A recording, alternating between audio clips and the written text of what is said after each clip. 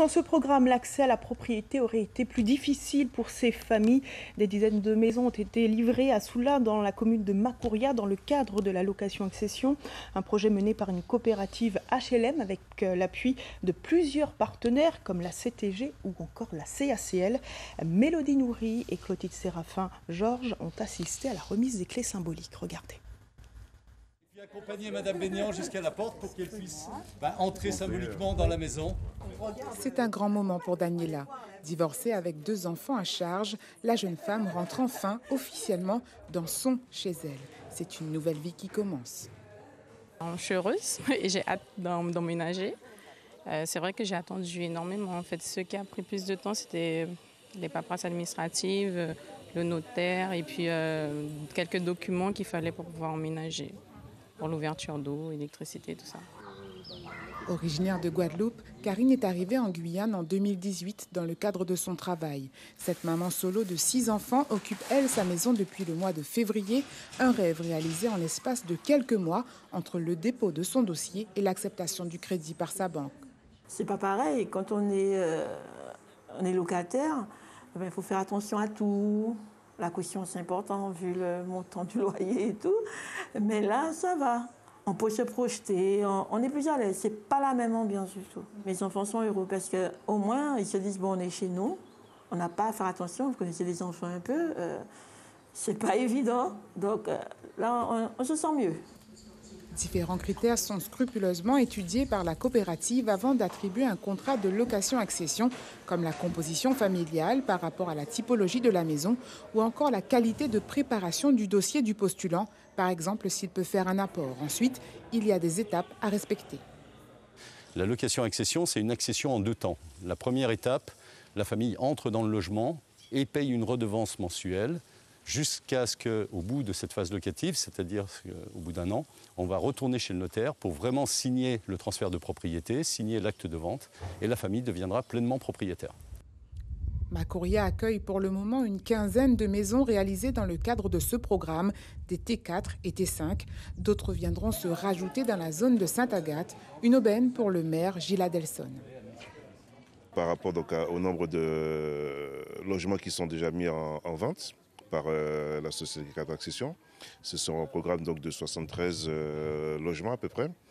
Là, il y a déjà une tranche qui a été mise en vente. Et avec tout ce que l'on construit en termes de structuration, comme vous avez vu à l'entrée de Soula avec le village d'entreprise, les différentes zones d'activité, donc ça concourt donc à toute l'attractivité du territoire. Cap Accession Guyane envisage de réaliser d'autres programmes sur le reste du territoire.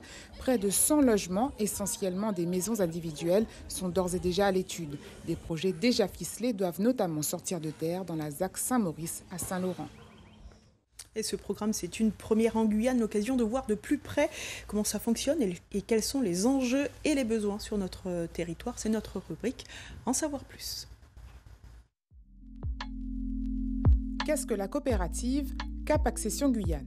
Cap Accession Guyane est une coopérative d'HLM qui a été implantée sur le territoire en juin 2019 et qui a pour vocation de produire des logements ou de les acheter aux bailleurs sociaux dans des programmes qu'ils construisent eux-mêmes et qu'ils vont nous vendre donc pour proposer ces logements pour de l'accession à la propriété au profit des familles guyanaises.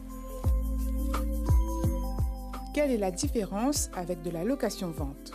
La location-vente est relativement peu utilisée et aujourd'hui il reste encore quelques organismes qui font de la vente HLM. En fait, c'est des familles qui payent un loyer pendant une durée très longue et au bout de cette durée longue, il faut encore repayer pour acheter le logement. Là, nous, ce que nous faisons, ce n'est pas du tout ça. Dès le premier jour, dès le premier contact que l'on a avec les familles, c'est pour les engager dans un parcours vers d'accession à la propriété. C'est même pas vers l'accession, c'est qu'on est tout de suite en train de parler de vendre ce logement. On passe par cette phase locative, mais qui est très courte puisqu'elle dure 1 an seulement. Et donc les redevances que les familles vont verser, une part, on va leur restituer au moment où on va chez le notaire et qu'on va signer le transfert de propriété. Quels sont les inconvénients et les avantages de ce type de contrat?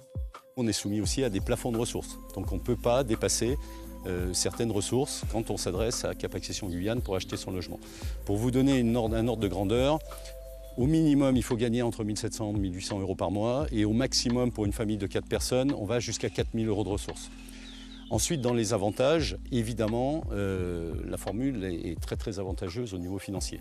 D'une part, les familles vont bénéficier d'une exonération de taxes foncières pendant 15 ans. Donc ça, c'est une aide significative. Ça peut représenter 1 voire 2 mensualités d'emprunt chaque année qui vont être économisées grâce à cette exonération de taxes foncières pendant 15 ans. L'autre avantage, il réside effectivement dans le financement de cette opération qui va bénéficier d'un crédit d'impôt. Ce crédit d'impôt, c'est l'équivalent d'une subvention que va nous verser l'État et qui nous permet à nous, quand on construit une maison pour 200 000 euros, de pouvoir la vendre beaucoup moins cher. Les T4, on les propose par exemple entre 150 000 et 160 000 euros. Un T5, on va pouvoir le proposer autour de 170 000 à 180 000 euros.